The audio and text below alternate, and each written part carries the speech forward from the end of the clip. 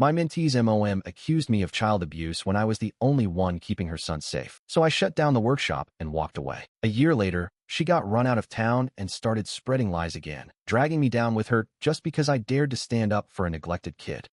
I always thought life would get easier once I turned 18, like somehow just surviving childhood was the hard part. But truth is, it just got heavier. My name is Connor, I'm 18, and I live in a beat-up 350-square-foot apartment in Kankakee, Illinois, with my mom, her husband Kenny, my older brother Marcus, and now our baby half-brother, Leon. We barely fit. The place smells like old beer and mildew, and half the outlets don't work unless you wiggle the plugs just right. I use dish soap as shampoo and stuff cardboard in my boots to cover the holes in the soles. Marcus and I sleep on 2 busted mattresses we dragged off the curb a few years ago, stacked next to each other in the corner. Mom calls our place cozy. Kenny calls it temporary. I call it what it is. Hell with peeling wallpaper. Leon was born in the middle of all this, like some kind of cosmic joke. I didn't feel joy when he came home. Just more weight, more crying, more milk powder, another mouth to feed. At first, I hated the sound of him wailing in the middle of the night. I'd pull a pillow over my head, clench my jaw, and curse his little lungs. But one night, God, I don't even know why, I got up. I found him red-faced and hiccuping in his bassinet while Mom snored like a chainsaw in the next room. I don't think she even woke up. Kenny wasn't around that night either. Probably passed out on the neighbor's couch again. I held Leon like I'd seen them do, even though I had no idea what I was doing. He squirmed for a second, then tucked into me like he recognized something. I rocked him until my arms went numb. His crying stopped, just like that, like I was enough. After that, it sort of became my thing. I'd warm up his formula in the rusty microwave and bounce him around while I studied diagrams from old engine manuals. Sometimes he'd drift off to the sound of my muttering about pistons and timing belts. That was around the time I got the idea to start the mentorship. It wasn't fancy, I just gathered a few local kids, charged $20 a week, and taught them basic car stuff. Stuff I picked up fixing bikes and junkers with Marcus. At first it was just 3 kids, then it was 5, then 8. We had nowhere to meet until our neighbor, Ms. Riley, 83 and barely hearing, let us use her barn out back. The place stank like hay and raccoon piss, but it had space. Marcus helped me set it up with workbenches made from old doors. We stacked milk crates for stools. The money wasn't great, but it kept Leon in diapers and covered a new pair of boots for him, not me. Sometimes, when I looked around that dusty barn at a bunch of kids listening to me talk about carburetors,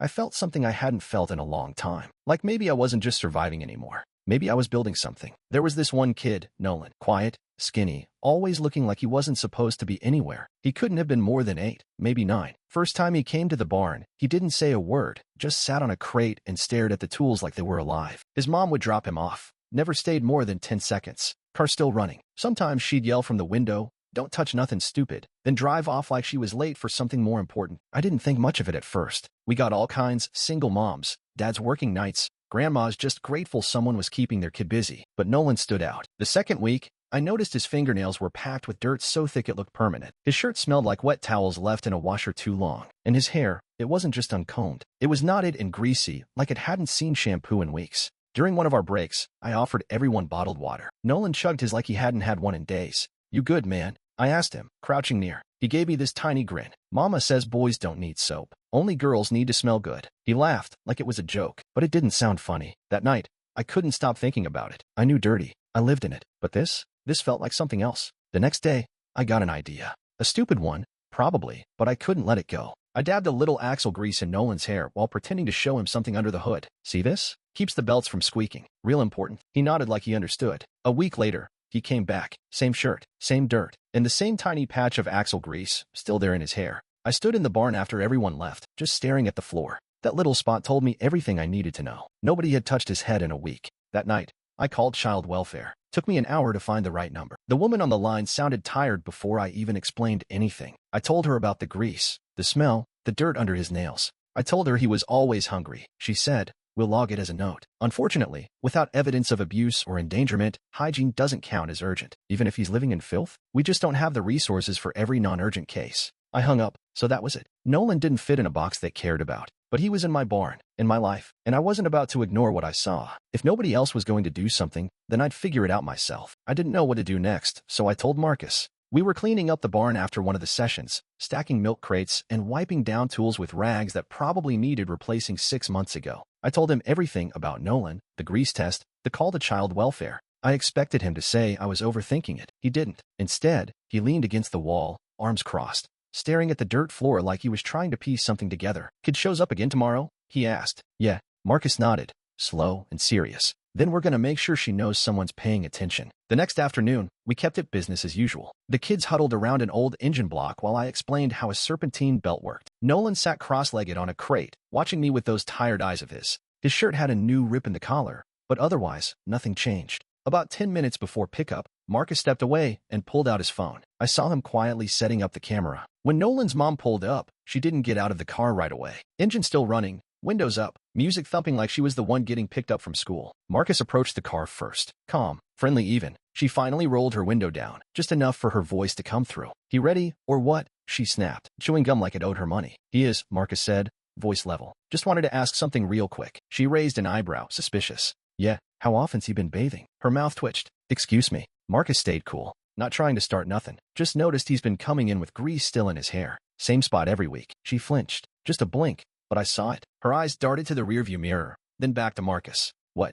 You accusing me of something?" "No," Marcus said, still calm. "Just documenting, in case someone needs to know later." He held up his phone slightly, not threatening, just a reminder it was there. Her face twisted, some ugly mix of rage and embarrassment. "You think you're so smart," she hissed. "You think you're gonna make me look bad? You don't know a thing about me." "No," Marcus replied. "But we know a little too much about how your boy looks every week, and that's enough." She grabbed Nolan by the arm when he got in the car. Not rough, but not gentle either. Her tires screeched as she pulled away. Marcus turned to me, slipping his phone back in his pocket. "If she wants to run her mouth, let her. But she knows now we're watching." I stood there, heart pounding, not from fear, but from something else. From knowing we had drawn a line. From realizing we weren't just kids fixing engines anymore. We were something steadier, louder. We didn't have badges or court orders. Just eyes, ears, and a voice that refused to stay quiet. And maybe, just maybe, that was enough to make her think twice. It started with a knock. A few days after the confrontation, I was in the barn tightening the bolts on a busted alternator when Ms. Riley came hobbling across the field, waving her cane like it was a flag. "Connor,"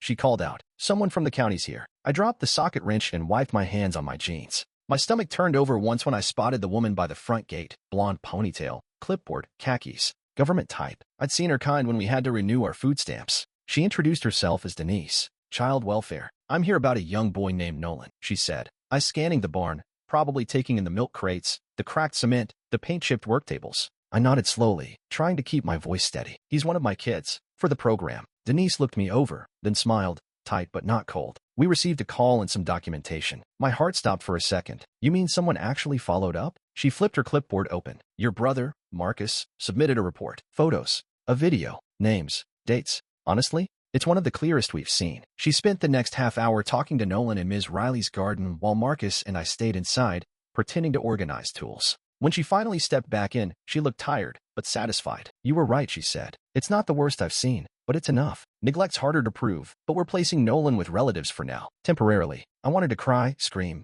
something, but all I could do was nod. "Will he be okay?" Denise gave a small smile. "He already is, thanks to you." That should have been the end of it. But the next morning, all hell broke loose. I was tightening a belt on one of the kids' practice motors when I heard tires screech. A silver sedan barreled up the gravel path, door flinging open before it even stopped moving. Nolan's mother stormed into the barn like a hurricane, eyes wild, face flushed. "You," she screamed, jabbing a finger at me. "You stole my kid. You think I don't know what you're doing in here?" Kids froze mid-wrench. Marcus dropped a socket. Ms. Riley peeked out from her back door with her phone in hand. "You touching them?" she shouted. "Taking pictures? You some kind of freak?" Her voice echoed off the rafters like a siren. And just like that, everything we built cracked. The other parents came that afternoon, not all at once, but in waves. Some called, others texted, some just didn't show up for drop-off. One dad cornered me outside and asked straight up, "Did you touch that kid?" "No," I said, barely breathing. We tried to help him. He didn't look convinced, just muttered something about not taking chances and walked off. By the end of the week, our roster had gone from 12 to 3. By the end of the next, it was down to 0.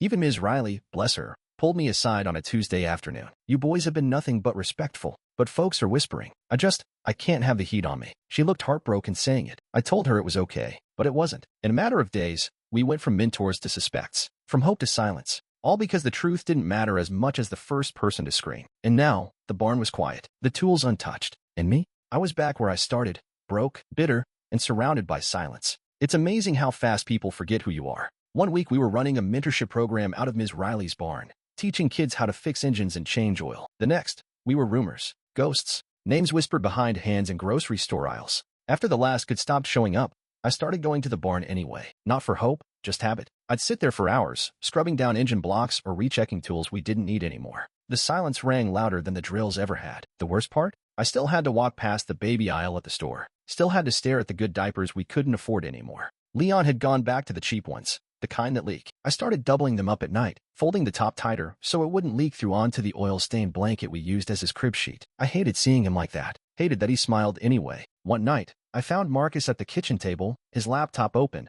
watching the same video he'd recorded of Nolan's mom, the one that saved that kid and wrecked everything else. "We should go public," he said, not looking away. "Put the video online. Let people see what really happened." "And what?" I said. "Get sued? You know how fast people turn on you online." He sighed and rubbed his temples. "We didn't do anything wrong, Connor. We helped that kid." "Yeah, and look where that got us." I knew he was right, but I also knew how small towns work. Doesn't matter what's true, what matters is what sticks. And we were stuck. I looked over at Leon sleeping on the couch, curled up against a balled-up hoodie. He sucked on the sleeve like it was a pacifier. I felt like I was drowning in air. I couldn't even afford to replace a dirty blanket, let alone fight the rumors flying around our block. So I shook my head. "Let it go," I whispered. People already made up their minds. Marcus didn't argue. He just closed the laptop, pushed it aside, and stood up. And then we both just sat there, not talking, not fighting, just breathing in the wreckage. Nothing to do. Nowhere to go. Just two brothers. And one busted life. The thing about truth is, it doesn't stay buried. Not forever. It found its way back to us in the most ridiculous place imaginable. The cereal aisle at Dawson's Market. Marcus had just run in to grab diapers and powdered formula. I stayed outside with Leon, bouncing him in the front seat of the cart, humming to keep him calm. But Marcus? He didn't make it out for almost 30 minutes. When he finally did, his face was red and his jaw locked. "What happened?" I asked, taking the bag from his hand. He didn't answer right away, just stared at the automatic doors like they still had something to say. "Two moms," he said finally, talking near the Lucky Charms. I raised an eyebrow. "About us?" He nodded. "Called you the older one. Said you had a temper. Said they heard Ms. Riley kicked us out because we were roughing up kids." I nearly laughed. It would have been funny if it hadn't been so familiar. Lies that sound true because they feel safer than the truth. "Then what?" Marcus pulled out his phone, thumb hovering over the screen. "I didn't plan to do it, I swear. But I just couldn't let them keep talking like that." He opened the audio app. I recognized the file, the recording, the one from the day Nolan's mom stormed into the barn. Her yelling, her accusations. And then Marcus calmly saying, "It's already been reported. Authorities know. You should think real hard before making this worse for yourself." He played it, out loud,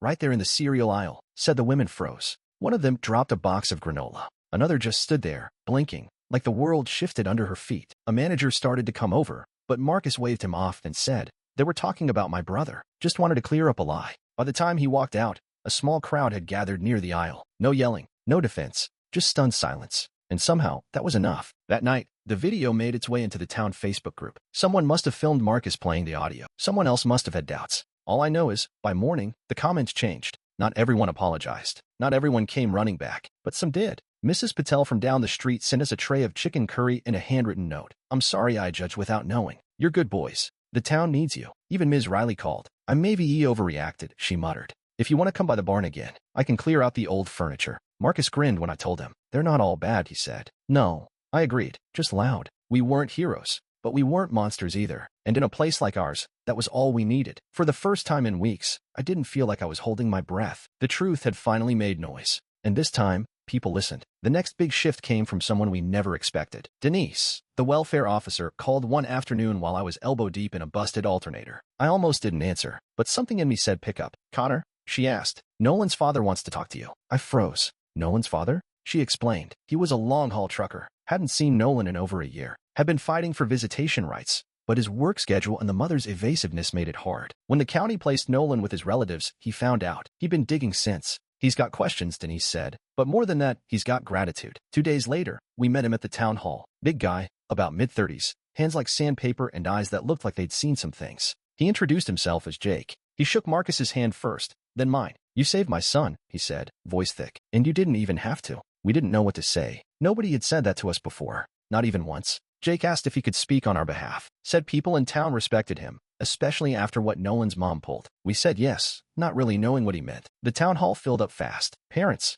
teachers, curious neighbors. Even Ms. Riley showed up, dressed like she was headed to church. Jake stood up front with Denise beside him, told everyone about the kind of kid Nolan used to be: quiet, scared, never clean. Told them about how nobody ever helped. Until 2 boys with nothing to gain opened up a barn and paid attention. Then he played the video. The one of Nolan's mom yelling, denying everything, swearing we were the problem. Nobody talked over it. Nobody looked away. When it ended, Jake said one last thing. "They protected my kid better than the system did. Better than most of y'all would have." That was it. The whispers stopped. The doubt? Gone. Nolan's mom skipped town that night, packed up and vanished like a bad storm finally blowing east. By the end of the week, our inbox was full. Parents asking if the mentorship program was starting again, asking if there was room for their kids, asking if they could help. Ms. Riley gave us the barn back, no hesitation. Marcus scrubbed the workbenches like we were opening a real garage. I printed out sign-up sheets and taped them to the barn door. On our first Saturday back, 15 kids showed up, some familiar, some new. Nolan was one of them, standing beside his dad, holding a small lunchbox and grinning like he owned the world. He ran up to me and said, "Can I show the other kids how to check the oil?" I nodded, my throat thick. "Yeah, buddy, go for it." That's when I knew. We weren't just back. We were stronger than ever. 6 months later, the barn didn't look like a barn anymore. We'd patched up the leaks, replaced the old rickety tables with real workbenches, even hung pegboards for the tools. Ms. Riley beamed every time she walked by, said it reminded her of her husband's old shop from back in the 60s. We got a little heater installed for the winter, courtesy of the mayor's discretionary fund, which he randomly decided we qualified for after his teenage nephew started attending our sessions. Marcus and I filed paperwork and made it official. Gear Up Garage Mentorship, a nonprofit with a bank account, a mission statement, and a laminated sign out front. A local mechanic donated an old Ford Focus for the kids to practice on. One of the high school teachers helped set up a website. We weren't just teaching car stuff anymore. We had structure, real curriculum, rotating lesson plans, safety contracts signed by parents. The works. We still didn't have a ton of money, but what we had was ours. The donations started small, $20 from a neighbor, a used jack from someone's uncle, but they stacked up. And every time a kid fixed something with their own hands and stood a little taller after, I remembered why we started. Leon was the real star, though. By now he was wobbling around in boots 2 sizes too big, yanking on rags and babbling like he had something important to say. The kids loved him. He'd toddle over to a group working on spark plugs and hold up a wrench like he was part of the crew. They called him Shop Boss. He'd giggle and clap when an engine turned over, then try to crawl under the car like the rest of us. We had to duct tape the drawers shut after he started stealing lug nuts. Marcus called him our mascot. I called him our reason. One afternoon, we got a letter in the mail with no return address. Inside was a photo of Nolan, in a clean shirt, his hair brushed back, smiling with his dad in front of a barbecue grill. Taped to the back was a note. "This is the first time I've ever seen him like this. Thank you for everything, Jake." I stared at that photo a long time. His smile didn't look borrowed anymore. It looked real. We framed it and hung it by the door. Every time a kid walked in for the first time, they'd see it. I'd point to it and say, "That's Nolan. He was one of our first." And every time I looked at it, I reminded myself, we weren't just fixing engines. We were fixing stories. One greasy hand, one honest word, one kid at a time. And no matter how small the shop or how rough the road, we'd built something that would outlast both.